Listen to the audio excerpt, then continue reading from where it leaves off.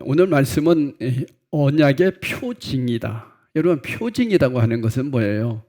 어떠한 증거, 그죠? 증거를 보여주는 내용이에요. 하나님께서는 아브라함에게 나타나셨어요. 여러분, 신앙생활에 있어서 굉장히 중요한 게 하나 있어요. 여러분이 하나님을 찾았느냐, 하나님이 여러분에게 찾아오셨느냐는 거예요. 그러니까 대개 사람들은 내가 하나님을 찾았다고 생각을 해요. 이게 굉장히 문제되는 신앙이에요. 하나님이 우리를 찾아주셨다고 믿어지는 믿음이에요. 이게 진짜 믿음이에요. 그러니까 아브라함에게 하나님께서 지금 계속해서 나타나시는 거예요. 여러분, 오늘 마음속에 하나님이 나를 찾아오셨고, 하나님이 나를 먼저 선택하셨고, 하나님이 나를 붙잡아 주셨다. 이 사실이 꼭 믿어지기를 축복합니다. 이게 안 되면요, 어떤 신앙이 되냐면 내가 하나님을 믿고 내가 기분 나쁘면 안 믿을 수도 있는 거예요. 그렇게 되는 게 아니에요. 신앙생활은 내가 하는 게 아니라 주님이 나를 그렇게 끌고 가는 거예요. 이상하죠? 그래서 여러분, 불교가 어떤 종교라고 그랬어요? 내가 하는 신앙이 불교예요. 내 열심, 내가 열심히 하는 거예요. 그래서 용맹정진한다고 그러잖아요. 그죠? 그게 불교에서 나온 용어라고 계속 말씀드리는 거예요. 암중보색, 빛 하나 보고 그 빛을 쫓아가는 거예요. 계속 돌을 닦는 거예요. 그게 불교예요. 근데 우리 기독교는 안 그래요. 주님이 다 이루어 놓으셨고, 주님이 말씀하셨고, 그분이 우리에게 찾아오셔서 약속을 주셔가지고 이 약속대로만 살아라. 그래서 우리는 그 약속을 붙잡고 나가는 거예요. 그게 신앙생활이에요.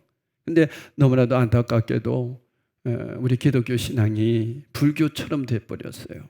그래서 뭐 열심히 하면 그 사람 믿음 좋은 사람이라고 금요 예배 때 제가 설교했었잖아요. 그러니까 여러분, 뭘 열심히 하려고 하지 마세요. 열심히 하는 게 신앙생활이 아니라 하나님이 나를 구원해 주셔서 감사해서 하는 게 신앙생활이에요. 믿으세요? 예배라고 하는 게 하나님이 나를 구원해 주셔서 너무 감사해서 하나님 앞에 내가 오늘도 나를 올려드리는 거예요. 하나님 뵙는 거예요. 그래서 여러분, 예배 시간에 박수 치는 것도 하나님께 치는 거예요. 사람에게 치는 게 아니에요. 사람이 영광 받으면 안 돼요. 사람이 영광 받는 것은 인본주의예요. 그래서 오늘 이 말씀도 여러분 잘 들어보시면 아브라함에게 나타나셨어요. 하나님이. 그러면서 뭐라고 얘기하세요? 엘사다이, 나는 전능한 하나님이다. 나는 충분한 자다. 이 말씀을 지난주에 하셨잖아요. 그죠? 그러면서 아브라함에게 이름을 바꿔주시죠. 너는 이제 아브람이 되지 말고 뭐가 되라?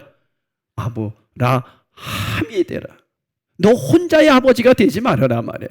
나 하나 신앙생활 하는 사람이 되지 말아라, 이런 얘기예요. 나 하나 신앙생활 잘해서 나 하나 천국 가면 되지, 이 정도가 아니란 말이에요. 우리는 열국의 아버지가 되라. 나 때문에 많은 사람이 살아나는 자가 되라. 할렐루야. 여러분, 이게 신앙생활이에요. 그와 그의 후손에게 가나안 땅을 영원한 소유를 주겠다. 계속 약속하시는 거죠. 약속. 우리는 그 약속을 뭐하면 돼요? 믿으면 되는 거예요. 믿으면. 그러면 믿는다는 게 뭐라고 그랬어요? 순종하는 거예요. 믿습니다가 아니라 그 약속을 순종해 나가는 거예요. 내가 그대로 살아가는 거예요. 그래서 신앙생활은 교회에서 예배드렸으면 일주일은 어디서 사는 거예요? 세상에서 살아내는 거예요. 무엇으로? 예배자로. 그래서 온통 삶이 예배가 되는 거예요. 하나님께서 아브라함에게 이 영원한 언약을 믿는 증표로 이제 할례를 행합니다. 할례라고 하는 것은 하나님의 언약을 믿는다는 믿음의 표징을 몸에 새기는 거예요. 그래서 할례를 행하게 했습니다. 성경에는 이 언약의 표징이 여러 형태로 나타나요. 공간 속에 하나님께서 표징을 하나 보여주셨어요. 뭘까요? 무지개. 여러분 이거 안 보세요? 이거 안 보세요? 교회 먼저 오시면 이거 한번 쭉 훑어보세요. 오늘 목사님이 무슨 설교를 하실까 한번 훑어보고 이 말씀을 붙잡고 기도하는 거예요. 그게 45분에서 12시까지 아니다. 10시 45분에서 11시까지예요. 그래서 15분 동안은 말씀을 준비하며 기도하라는 거예요. 그 시간에는 얘기하면 안 돼요, 서로. 어떤 사람은 좀 밑에 내려서 커피 마시는데 그 시간에 안 돼요. 그래서 우리의 예배 시간은 45분부터예요. 몇 분부터다고요? 45분이에요. 괜찮아, 늦게 가도 돼. 찬양하고 찬양 다 끝난 다음에 설교만 들으면 돼. 그런 게 예배가 아니에요. 준비하는 그 시간부터가 예배예요. 표징이 하나 있어요. 그 표징이 뭐냐면 무지개입니다. 여러분 무지개 보셨죠? 자, 저는 무지개 할 때마다 항상 생각나는 게 있어요. 자, 시작. 빨주, 노초, 파, 남, 보. 근데 여러분 사실 무지개는요 7가지 색깔이 아니에요. 더 많은 색깔이 있는데 그렇게 만들었다고 보는 거예요. 그러면 무지개가 무슨 표징입니까? 다시는 내가 세상을 물로 심판하지 않겠다. 그래서 무지개를 쭉 펴난 것을 보면 화살 모양이라고 그랬어요. 이 화살이 누구에게 쏘는 거예요? 하나님께 쏘는 거예요. 그게 무지개라는 뜻이에요. 그럼 하나님이 그 무지개에 맞아서 죽잖아요. 그 활에 맞아서 누구를 상징하는 거예요? 예수 그리스도예요. 그래서 예수 그리스도가 십자가에 죽으심으로 우리를 영원한 멸망으로 끌고 가지 않고 그를 믿는 자는 다 하나님 나라로 인도하겠다. 할렐루야. 그 표징이에요. 그래서 여러분이 무지개를 볼 때마다 무엇을 생각해야 돼요? 아, 십자가. 그래서 그 무지개의 표징이 십자가단 말이에요. 교회마다 십자가가 있지 않습니까? 십자가가 왜 있어요? 그 십자가를 보면서 예수 그리스도가 나의 죄를 위해서 돌아가셨구나 하는 표징이거든요. 이것을 표징이라고 얘기해요. 그 다음에 시간 속에 표징이 있습니다. 일주일 동안에 주일이라고 하는 것. 구약에서는 안식일이었죠. 안식일이 예수님이 부활하심으로 안식일 첫날 예수님이 부활하신 날을 기념하여서 우리는 주일이라고 지킵니다. 그래서 주일을 지키는 게 표징이에요. 여러분 주일은 어떤 사람이 지켜요? 하나님 자녀가 지키는 거예요. 세상 사람들이 주일 지키는 거 보셨어요? 세상 사람들은 놀러 가죠. 야, 우리 일요일 날 놀러 가자 그러잖아요. 그 예전에 어렸을 때는 우리 항상 어머니가 그랬어요. 방공일은 토요일이요, 공일은 주일이에요. 야, 오늘이 방공일이다, 내일은 공일이다 이랬어요. 그날은 무슨 날이에요?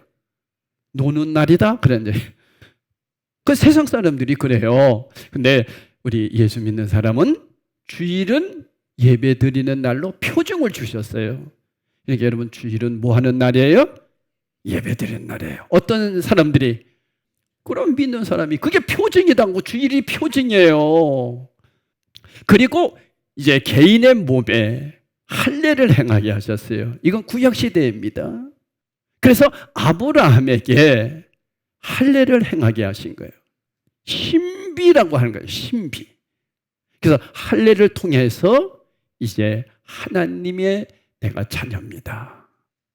나는 아브람이 아닙니다. 아브라함으로 살아내겠습니다. 나는 개인적인 인간의 삶으로 사는 것이 아니라 하나님 자녀로 살아내겠습니다. 옛 것은 다 죽었습니다. 나는 이제 새 사람이 되었습니다. 그 고백이 할례예요. 그러면 신약에서 우리가 할례를 받습니까? 안 하잖아요. 그러면 신약의 할례가 뭘까요? 그래서 신학적인 용어 속에서는 세례가 할례다라고도 얘기합니다. 왜냐하면 여러분 세례 받을 때 어떻게 합니까? 나는 죽고 과거는 다 죽고 나는 새 사람 된 거잖아요. 주님과 함께 부활했잖아요. 그러한 표징이에요. 그래서 세례도 하나의 표징입니다. 옛 것이 다 청산된 거예요. 나는 새 사람이 되었어요. 이렇게 표징이 있습니다. 그러면서 하나님께서 이제 사례에게도 또 이름을 바꾸게 해주세요. 우리 성경을 한번 보도록 하겠습니다. 하나님의 말씀 한번 띄워주세요. 17장 15절에서부터 한번 다시 읽어드릴게요. 15절 한번 띄워주세요. 우리 한번 다 같이 읽어봅시다. 시작. 하나님이 또 아브라함에게 이르시되 내 아내 사레는 이름을 사레라 하지 말고 뭐라? 사라라. 자, 잠깐만요. 이제는 여러분 아브라함이라고 하면 안 돼요. 이제부터는 뭐라고 불러야 돼요? 아브라함. 아브라함은 무슨 뜻이라고요? 모든 사람들의 아버지. 아브라함은 무슨 사람? 혼자의 아버지. 여러분 혼자 아버지가 되길 원해요? 여러 사람의 아버지가 되길 원해요? 여러 사람의 아버지가 되길 원하죠. 그러면 이제 사레가 아니라 사라다 이렇게 이름을 바꿔줍니다. 근데 여러분 재밌어요. 사레라고 하는 뜻은 나의 여주인, 개인적인 여주인입니다. 나의 여주인, 한 사람을 얘기하는 이름이에요. 사레. 비슷하죠? 아브람하고 비슷해요. 개인적인 이름이에요. 근데 사라라는 뜻은 뭐냐면 공주 또는 귀부인 이런 얘기예요. 그러면 귀부인이라는 게 뭘까요? 여러분, 귀부인이라는 의미는 자기 자신 하나를 위해서 살아가는 사람이 아니다는 얘기예요. 모든 사람들의 어미가 된다는 그런 의미를 갖고 있습니다. 사라는 사실 아이를 낳지 못했기에 여주인의 역할도 그때 당시에는 불안정했습니다. 하지만 하나님은 그녀의 이름을 공주로 바꾸시면서 그녀를 통해서 여러 민족의 어머니가 되게 하시겠다는 약속을 주신 거예요. 이는 부부 모두가 하나님의 약속 안에 새로운 정체성을 얻게 되었음을 말씀합니다. 이제는 아브라함아, 사라야, 너희는 혼자가 아니야. 혼자를 위해서 사는 사람들이 아니야. 많은 사람들을 위해서 살아야 돼. 그렇게 하나님께서 말씀하셨어요. 근데 여러분, 지금 아브라함과 사라에게는 자기에게서 난 자식은 없지만 하갈을 통해서 난 자식이 누구라고 그랬어요? 이스마엘이라고 그랬죠. 그래서 지난주에 말씀드렸잖아요. 이제는 우리는 이스마엘을 지어야 된다. 근데 아직 이삭이 났어요? 안 났어요? 안 났어요. 그러니까 아브라함의 나이가 몇이다고요? 99세예요. 그러면 사라의 나이는 몇일까요? 89세예요. 10살 차이가 나요. 근데 재미있는 얘기는 제가 아까도 이 성경을 읽으면서 하나님이 말씀하신 것처럼 아브라함이 말한 것처럼 읽었잖아요. 그죠? 17절에 보세요. 17절에 보니까 이제 하나님께서 뭐라고 얘기를 하시냐면은 너는 여러 민족의 아비가 될 것이고 사라에게는 너는 여러 민족의 어미가 될 거다. 그러니까 아브라함이 17절에 어떻게 웃었는지 한번 그림을 이렇게 그리면서 읽어봅시다. 시작. 아브라함이 엎드려 크크크크 웃은 거예요. 이제 웃었어요. 웃으면서 마음속으로 이르되, 여러분 마음에 어떤 마음 갖고 있는지 우리 하나님은 다 아세요. 마음속으로 이르되 시작. 100세 된 사람이 어찌 자식을 낳을까? 사라는 90세니 어찌 출산하리요? 이게 속으로 내가 지금 나이가 99세 100살이 다 된 사람이 무슨 자식을 낳아? 우리 아내는 지금 90이 다 돼가 지금 어떻게 자식을 낳아? 말도 안 되는 소리 하고 있어 지금. 그 약속을 하나님이 하신 말씀을 믿지 않는 것이 아니에요. 믿기는 믿어요. 근데 누구 생각 속에 믿어요? 자기 생각 속에. 여러분 이게 우상인 거 아세요? 이게 신앙생활하는 우상이에요. 나 주님 믿습니다. 설교 들을 때는 믿어요. 그런데 딱 나가는 순간에는 이제 자기 마음대로 믿어요. 이게 여러분 하나님의 우상이에요. 그러니까 18절에 이렇게 하나님이 말씀하십니다. 우리 18절 읽어봅시다. 시작. 아브라함이 이에 하나님께 아뢰되 이스마엘이나 하나님 앞에 살기를 원하나이다. 하나님 앞에 아브라함이 얘기합니다. 하나님, 저는 틀렸습니다. 저는 틀렸습니다. 먼저 가세요. 똑같은 얘기예요. 근데 하갈이 낳은 저 이스마엘, 저 자식도 내 씨에서 난 자식입니다. 누가? 아브라함의 입장에서는 이스마엘도 자기 아들이에요, 아니에요? 아들이죠. 그러니까 이 아들이나 나 잘 키우겠습니다. 이스마엘은 나이가 지금 몇이다 그랬어요? 13살이라고 그랬잖아요. 청년이 된 거예요. 13살 정도면 청년 아닌가요? 초등학교 6학년이죠. 그 정도 된 나이예요. 하나님, 나 이스마엘이나 잘 키울게요.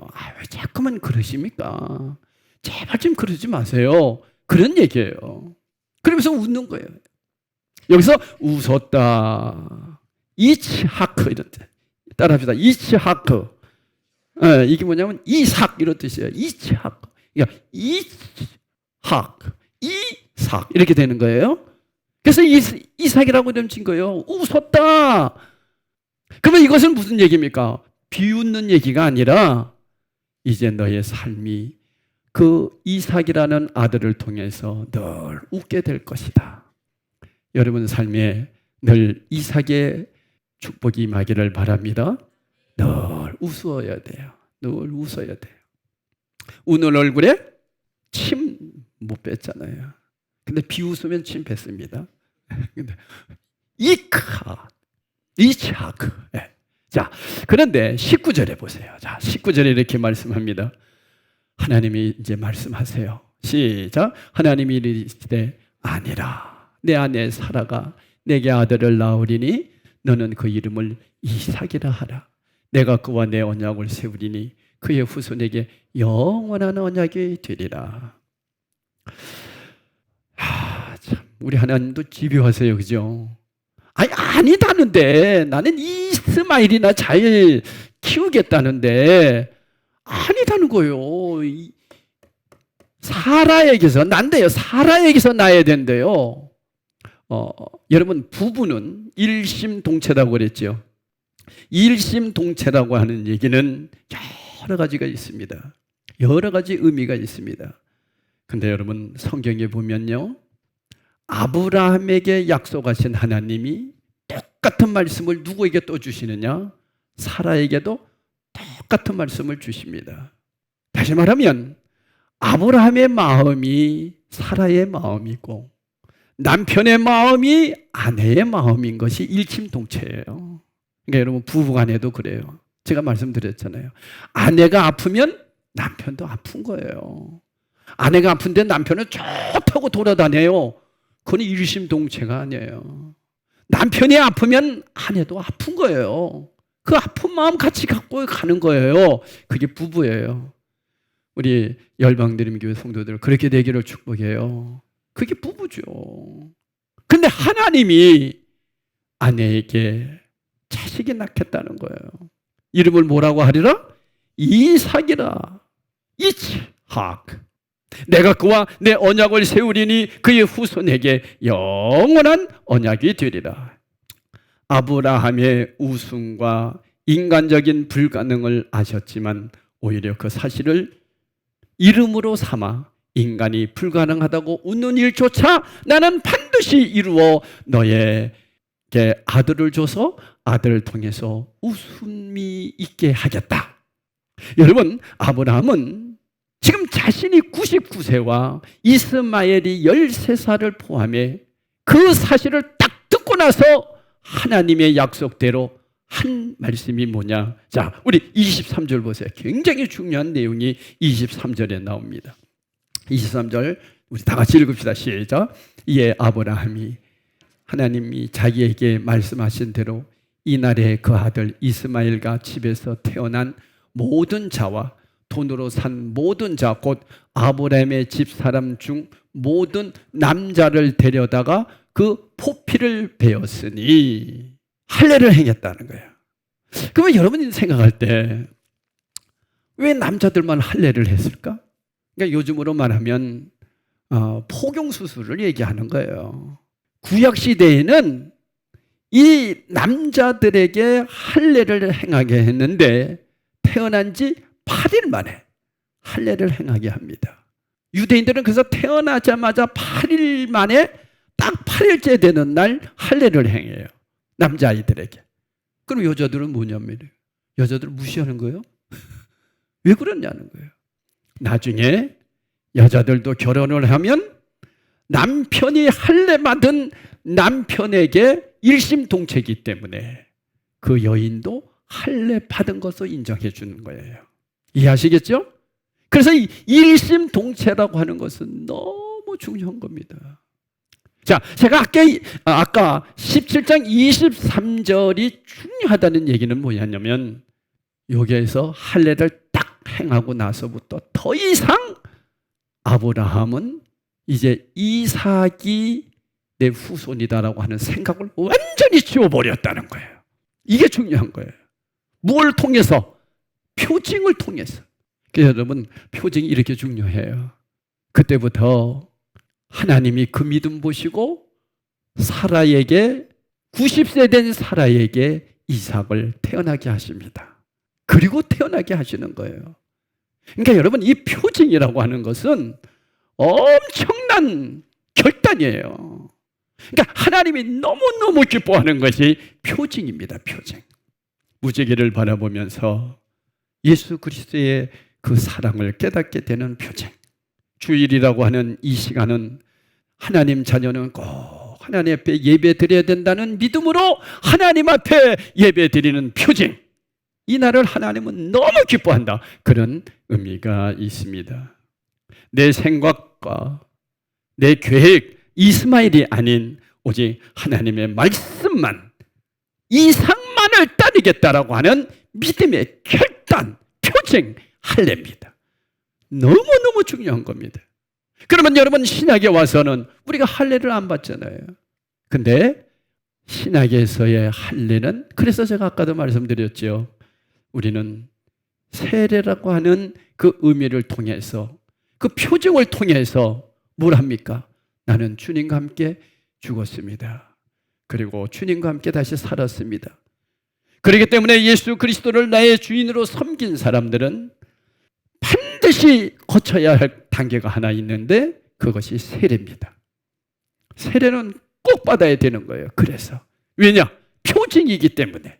그러면 여러분, 예수님을 이제 막 돌아가시게 됐는데 돌아가시면서 나 예수 영접했어요. 그러면 그 사람은 세례 못 받고 죽었어요. 어떻게 할까요?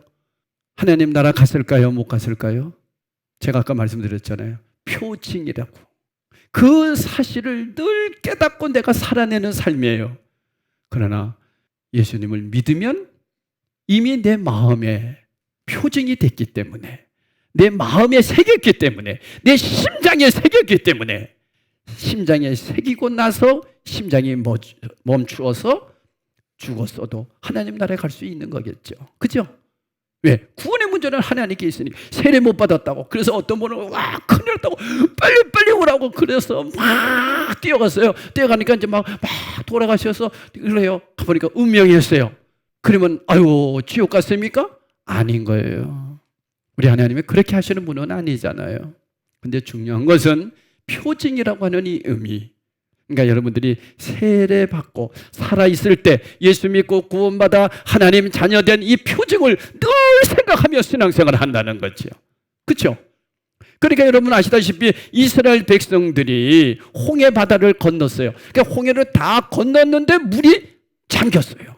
그것을 세례라고 로마서에서는 말씀하고 있어요. 그들은 다시 돌아갈 수 있어요, 없어요? 못 가는 거예요. 그래서 그들은 홍해 바다를 볼 때마다 아, 나는 이제 애굽이 청산되었다. 나는 이제 오직 어디만 보고 갖는다. 가나안을 향하여 걸어간다. 그런 의미가 있어요. 그러니까 여러분이 세례받은 것을 늘 기억하면서 나는 하나님 자녀지. 내가 세례받았지. 구원받은 자지. 이 표징을 가지고 믿음 생활하라. 그런 뜻입니다. 사랑하는 성도 여러분, 이후로 아브라함은 하나님께서 자기 아내를 통해서 아들을 주실 수 있다는 것을 의심하지 않았습니다. 그때부터 믿은 거예요. 이제 다음 주에 전할 18장을 보면 아내 사라 본인은 아직 못 믿어요. 야, 참. 자, 신앙은 부부는 일심동체라고 그랬어요. 남편은 믿는데 아내가 못 믿으면 이거 얼마나 힘든지 몰라요. 그죠? 여러분 힘들어요. 아내는 믿는데 남편이 안 믿으면 얼마나 힘든지 몰라요. 그래서 이 부부는 신앙이 같아야 돼요. 이게 일심동체예요. 그래서 신앙이 항상 같이 가야 돼요. 이런 가정이 행복한 가정이에요. 그래서 아내가 더 믿음이 좋은 것 같으면 남편들 분발하십시오. 왜? 일심동체이기 때문에 그래요. 얼마 전에 후배를 만났어요.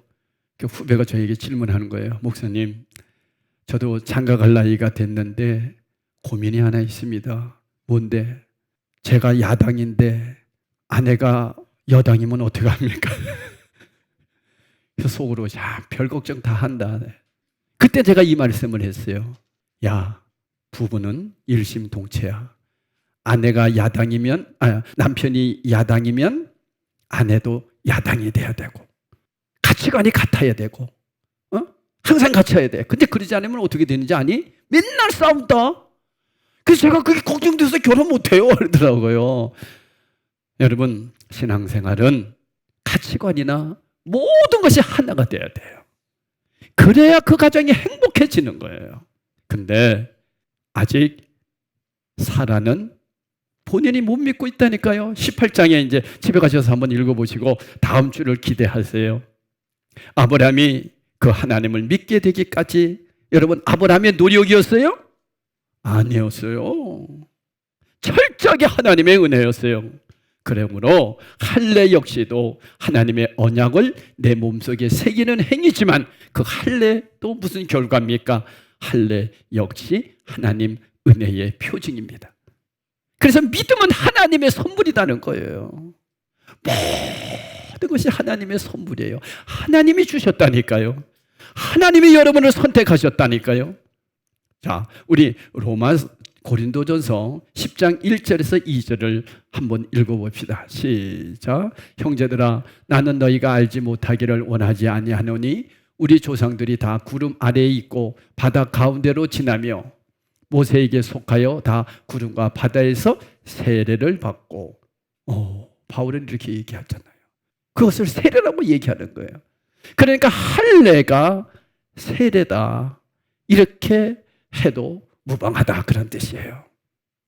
모세에 의해서 이집트에서 노래살이를 한 이스라엘 백성들이 홍해를 건너서 출애굽에서 지금 이제 그 광야로 들어가지 않습니까? 그 장면을 가리켜 모세가 우리 조상들이 모두 바다에서 뭘 받았다고 증언하는 거예요.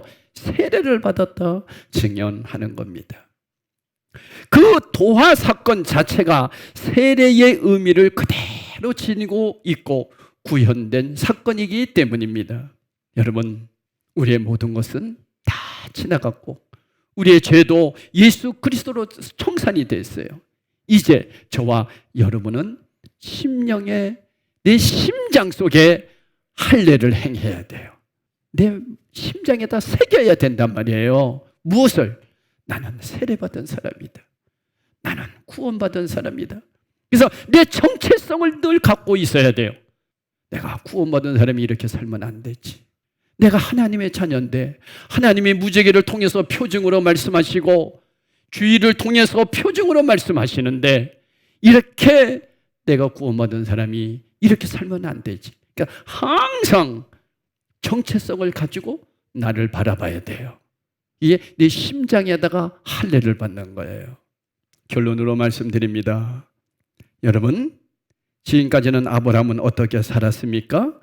하나님을 믿긴 믿지만 그 하나님의 능력을 내 생각 속에 가두었거든요. 그래서 하나님의 우상을 섬기는 신앙 차원이었어요. 이걸 깨는 것이 할례였습니다.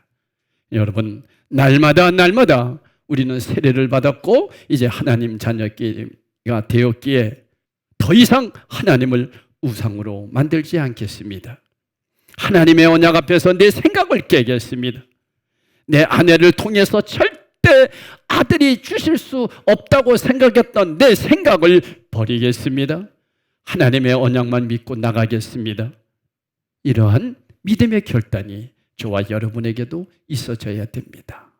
그러한 마음으로 여러분, 오늘도 우리가 성찬식에 참여하는 거예요. 주님, 내 심장 속에 할례를 행했습니다. 세례받았습니다.